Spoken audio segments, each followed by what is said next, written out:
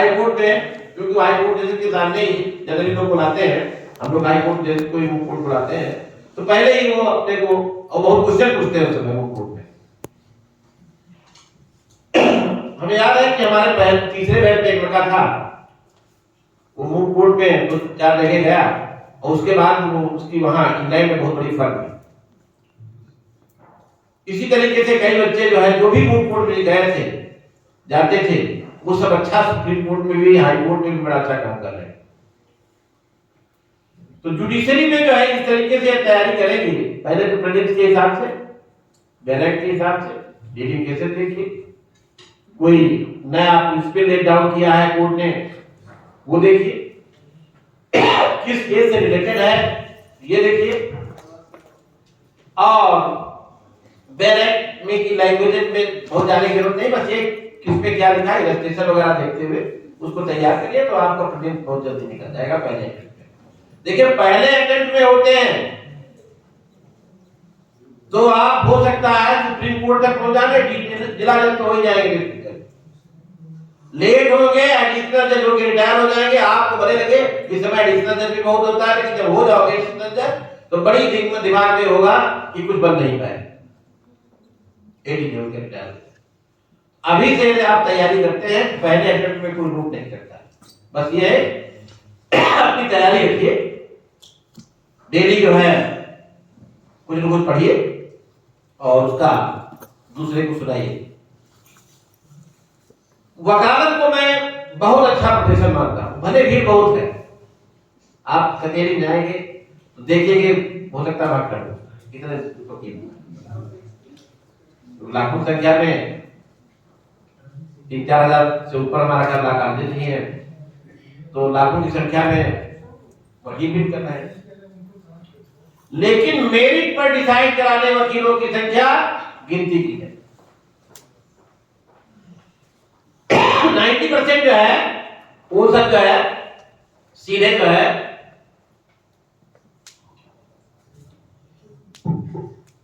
अपना बातचीत करके ले दे करके अपना जो है डिसाइड कराते हैं किसी। तो आपको मेरिट का एक वकील बनना है। तहसील में सब तो सुप्रीम कोर्ट में नहीं पहुंचेंगे, जहां भी आप अपने को लायक समझते हैं। देखिए आप अच्छा पढ़ सकते हैं, लिख सकते हैं, तो जुडिशरी की तैयारी करिए। आपको लगता है कुछ नहीं पढ़ पाएंगे, नहीं पढ़ेंगे, तो फिर जिस लायक आप तहसील के वकालत के लायक समझते हैं तहसील में करिए। तहसील में भी इसके अलावा कंसोलिडेशन में कोई काम नहीं है, पैसा है वकील के लिए, कंसोलिडेशन चल रहा है, उसके बाद मेंबर बना लीजिए उसी पैसे से बढ़िया, तब उसके बाद तुम करिए, जिले में करिए, सीखिए जिले से, हाई कोर्ट में जाने के लिए सीखिए जिले से। और जिनको प्रैक्टिस में जाना है, हम तो यहाँ के जो है टीचर से कहेंगे कि उनको जो है 6ठे सेमेस्टर के बाद थोड़ा भले ही कम हो रहा है, लेकिन उनको जो है कोर्ट के लिए जो है रीडिंग ड्राफ्टिंग बहुत ध्यान रखना जरूरी है। अपने आप में केस लिखाना आपको आ गया तो पहले दिन से आप जैसे ये सीनियर के पास भी होंगे और आपकी काबिलियत देख करके ये लड़का खुद ही जब प्रिंट लिखा लेता है ना, ड्राफ्टिंग कर लेता है, प्रिंट लिखा लेता है, तो कुछ न कुछ जरूर देंगे। वकालत में 5 साल बहुत मेहनत है। बिगिनिंग के ईयर जो है जिनको धैर्य हो वही रहे, उनको धैर्य रहो है ना, वो मत है। 5 साल मेहनत बहुत है, पैसा नथिंग है। हो सकता है जैसे काबिल हो गए हैं तो दे देगा, अदरवाइज तो आपको कुछ नहीं मिलेगा। 5 साल के बाद आपकी मेहनत के हिसाब से पैसा मिलेगा। और एक तीसरी स्टेज होगी, मेहनत कुछ नहीं है, पैसा है। बड़े बड़े वकीलों की जो है 25 लाख, 10 लाख, 5 लाख, 15 लाख इस तरीके से जो एक ईयर की है, पेशी जो नहीं भी हुआ एपियर हो पाया तब भी पैसा दे देंगे, एक दिन के दे देते हैं।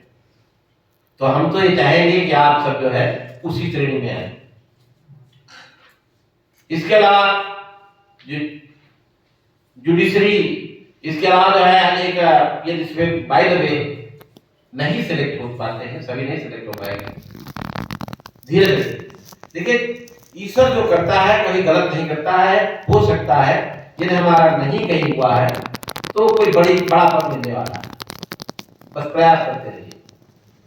तो 7 साल की प्रैक्टिस हो गई, 5 साल की, 35 ईयर्स की हो पहुंच गए हैं, तो हायर एजुकेशन ट्राई करिए।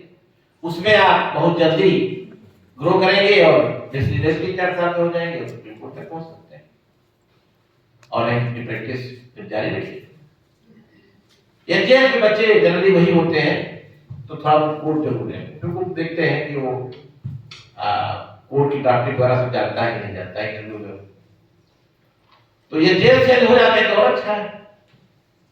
इसके अलावा यंग एज में पहले अटेम्प्ट में चाहें तो सेना में भी ट्राई कर सकते हैं। उनके में जो है 21 से 27 के बीच जो है बच्चे को जो है जयप्रकाश में जाते हैं। इसके अलावा ये उसमें फायदे में कभी कभी तैयारी करते हैं बड़ी, लेकिन कुछ मिल जाता है। तो एपीओ वेरियस स्टेट में होते हैं, असिस्टेंट प्रोसिक्यूटिंग ऑफिसर, उसके लिए ट्राई कर सकते हैं। वकालत जो है, अब आप खाली पहले सिविल क्रिमिनल की बात करते थे, अब जो है एक आर्बिट्रेशन का क्षेत्र बहुत बड़ा है और आर्बिट्रेशन में लोग बहुत अर्न कर रहे हैं। इसके अलावा इंटेलेक्चुअल प्रॉपर्टी, कॉपीराइट है, पेटेंट है, साइबर लॉ है, इसमें वकीलों की संख्या ना के बराबर है। चाइना में 5000 इंस्टीट्यूशन देते हैं जो आईपीआर के बारे में जानकारी देते हैं, इंडिया में एक भी नहीं, इसीलिए उग्रों का राष्ट्र। तो यहां जो है पेटेंट एजेंटों की बड़ी डिमांड है। स्पेसिफिकेशन यदि आपको बनाना आ गया तो पेटेंट में भी जो है काफी डिमांड है और मनमाना पैसा ले सकते हैं आप। कॉपीराइट, साइबर लॉ तो आजकल देखिए ना साइबर फ्रॉड कितना हो रहा है। तो पुरानी पीढ़ी वाले वकील तो ज्यादा जानते भी नहीं उसके बारे में। तो आप जैसे लोग यहां से पढ़ के निकलेंगे, साइबर क्राइम हो रहे हैं उसमें बड़ा अच्छा स्कोप मिलेगा। इसके अलावा इन्वायरमेंटल के क्षेत्र में भी है काफी कुछ। पहले तो हम कहेंगे कि आप कुछ ऐसा अपने यहाँ बनाइए। एक आदमी जो है ये वगैरह फाइल देते, बहुत से जाम लगता है, बहुत से कोई देखिए परमिशन बहुत देंगे। इसके अलावा टैक्सेशन में बहुत ज्यादा वो नहीं, लेकिन पैसा परसेंटेज हिसाब से मिलता है ना। एक गवर्नमेंट क्या केस इसमें नहीं आते, बहुत पहले पढ़ा था। तो एक इंस्टीट्यूशन ने एक वकील से राय लिया कि ये इतना पैसा है और इसको कहाँ लगाए, तो टैक्स। तो उसने कहा अपना सेल्फ डिक्लेरेशन उसमें चला था, डिक्लेयर कर दीजिए। डिक्लेयर कर दिया तो उसके बाद 2 लाख का चेक उसने भेज दिया। उसने 30-40 लाख का बात बताया कि आपको देना है, उसका परसेंटेज था उसका। तो मेहनत कुछ नहीं, एक बार सीख लेंगे टैक्सेशन क्या है। जीएसटी नया आ गया है, जीएसटी का काम बहुत है। तो नए नए वेरियस फील्ड आपके वकालत में बढ़े हुए। आप जो है मेहनत करिए, अच्छा सीनियर ढूंढिए और तभी जो है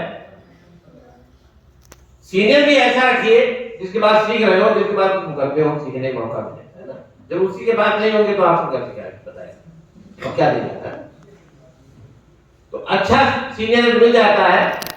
हमारा एक स्टूडेंट ऐसा है कि उसका जुडिशरी हुआ था, यूपीओ में 8वीं रैंकिंग थी, एक साथ ट्रेनिंग भी किया, उसके बाद छोड़ करके वकालत कर रहा था।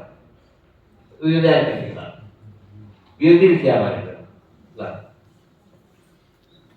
तो अब उसकी हिम्मत थी। हालांकि वकीलों की डिमांड जो है शादी वाली क्षेत्र उस मामले में जो है थोड़ा कम है ना। जब उसकी नौकरी थी तो बहुत सी शादी आती थी, जैसे उसने रिजाइन किया है ना, आना बंद हो गया। तो लेकिन उससे आने की जरूरत है। आपको क्या करना है, शादी ब्याह करना है, कोई दूसरे के पैसे दहेज तो लेना नहीं है, दूसरे के पैसे धनकर्मी नहीं होना है, तो आप शादी भी ना वकील ढूंढिए और अच्छा है लाख रुपये का। इस तरीके से बहुत से क्षेत्र हो गए, इंटरनेशनल लेवल पर भी है। वैसे हम लैंग्वेज की बात जहां पे डॉक्टर साहब ने बात की कि भाषाएं जितनी ही आती हो बहुत अच्छी बात है, लेकिन यदि नहीं आती है तो बहुत परेशान होने की जरूरत नहीं है, सीख सकते हैं, सीख लें। लेकिन ऐसा नहीं है कि हिंदी मीडियम वालों के सिलेक्शन नहीं हो रहे हैं, सिविल में भी हो रहे हैं और जुडिशरी भी हो रहे हैं, आईएएस भी हो रहे हैं, सब जगह सिलेक्शन हो रहे हैं। वो धीरे धीरे जमाना लोग परिवर्तित हो रहा है। हम एक बोर्ड कमीशन गए थे, उन्होंने कहा आपको हिंदुस्तान के लिए चाहिए, इंडिया के लिए नहीं चाहिए। तो सीख सकते हैं तो बहुत अच्छी बात है। ये चाइना और जापान वाले ऐसा नहीं तो अंग्रेजी में काम करते हैं, बड़े टफ। ये जिस समय हमारा देश आजाद हुआ उस समय लोगों को चाहिए था टेक्स्ट बुक लिखते, अच्छी किताबें लिखते। जो पढ़े लिखे लोग थे उन्होंने ऐसा काम नहीं किया। इससे आज भी जो है बुक्स तो खैर काफी कुछ आ रही है, ऐसा नहीं है। अब एलएलएम को आप वो जमाना चला गया जब एलएलएम को बहुत बड़ा माना जाता था। अब जैसे एमए हिंदी है वैसे एलएलएम है, एमए सोशलॉजी है। अब वो एलएलएम को हमारे यहाँ के एलएलएम को सिर्फ पीएचडी माना जाता था। 10-15 साल जो है पास नहीं करते थे, तो अब 2 साल में एलएलएम भी होने लगा, 1 साल में भी होने लगा। तो अब जो है वो इतनी बड़ी डिग्री नहीं है कि आप जो है हिंदी की किताब पढ़ करके जो है आप पास नहीं हो, उतना तो लिख नहीं पाए जितनी हिंदी किताबें ऐसा नहीं। तो हाँ, इस समय हाई कोर्ट सुप्रीम कोर्ट में अंग्रेजी चल रही है, तो वहां जाना है, इंटरनेशनल लेवल पर जाना है तो आपको अंग्रेजी आनी चाहिए, कॉर्पोरेट सेक्टर में अंग्रेजी आनी चाहिए। और जुडिशरी और लोअर जुडिशरी और पर जो है ना, ये तो आपको एलिवेट हो जाएंगे तो आप कुर्सी दिखा देंगे अपने आप, ऐसा नहीं। आपको कल चीफ मिनिस्टर बना दिया जाएगा, आप डिपार्टमेंट नहीं जानते, सब पता हो जाएगा। तो जैसे ही आप कहीं एलिवेट भी होते हैं तो कुर्सी दिखा लेगी, जजमेंट दिखाना मालूम हो जाएगा अंग्रेजी में। तो बहुत परेशान होने की जरूरत नहीं, क्योंकि हमारा उत्तर भारत हालांकि इधर अंग्रेजी 30-40 सालों में काफी डेवलप हुई है। हिंदी मीडियम स्कूलों में बच्चे नहीं रहे हैं, इंटर कॉलेजों में। हर आदमी इसी कारण जो है, चाहे वो रिक्शा वाला क्यों हो, इंग्लिश में अपने बच्चों को पढ़ाना चाहता है। ये देश के लिए तो बहुत अच्छी बात नहीं हुई, लेकिन चलिए अकेडमिक उसके लिए हम अच्छा कह सकते हैं। तो ये सब जो है आपको जो है बड़े एवेन्यूज है ला पढ़ने के बाद, जितना भी अथाह पैसा है आपके पास, बस ये है कि उद्यमे निश्चिंतन के कारण मनोरथ नहीं सुत्तर सिंगत प्रोफेसर मुखी बता। परिश्रम करिए, अपने आप जो है कैसी हो, अपने आप पर उसके मुंह में नहीं प्रवेश करते, उसको भी परिश्रम करना पड़ता है। अच्छे सपने देखिए, बड़े सपने देखिए और उसी हिसाब से प्रयास करिए। आपका जीवन सफल हो, यही हमारी कामना है। धन्यवाद।